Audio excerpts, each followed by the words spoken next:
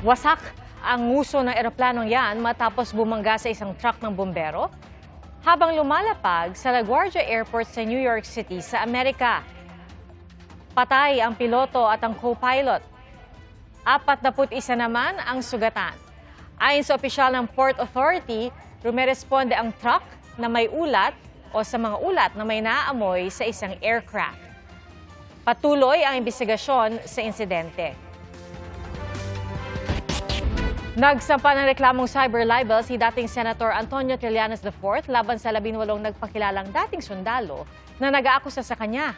Ay kay Trillanes, nakahanda siyang maghain ng reklamo sa kada panayam na magsasabi sila ng mga anyay kasinungalingan laban sa kanya.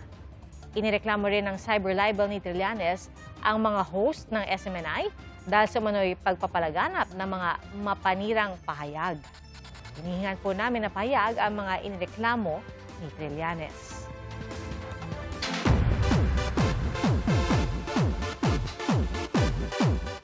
Pumapag-ibig ang kapuso star of the new gen na si Jillian Ward.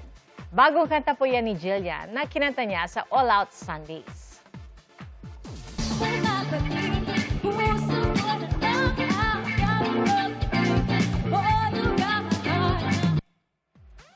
Nakipag-collab daw siya sa mga composer at tumulong sa pagsusulat ng lyrics para maging mas personal ito. At nang tanungin kung pumapag-ibig na rin ba si Jillian, magsisinungaling ako pag sinabi kong hindi.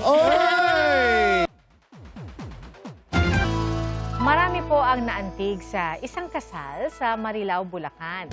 Inilaban po ng stroke survivor na si Irish Pepito ang paglalakad papuntang altar sa kabila ng kanyang kondisyon. Renewal of vows pala nila ito. Para sa kanilang ika-25 taong anibersaryo. Ayon sa wedding host na nag-upload ng video, siniguro talaga ng bride na magiging maayos at maganda ang kasal. Hindi raw kasi maganda ang panahon ng kanilang unang kasal. Bumuhos naman ang paghanga at pagpati sa mag-asawa. Mga kapuso, maging una sa saksi. Mag-subscribe sa GMA Integrated News sa YouTube para sa iba't ibang balita.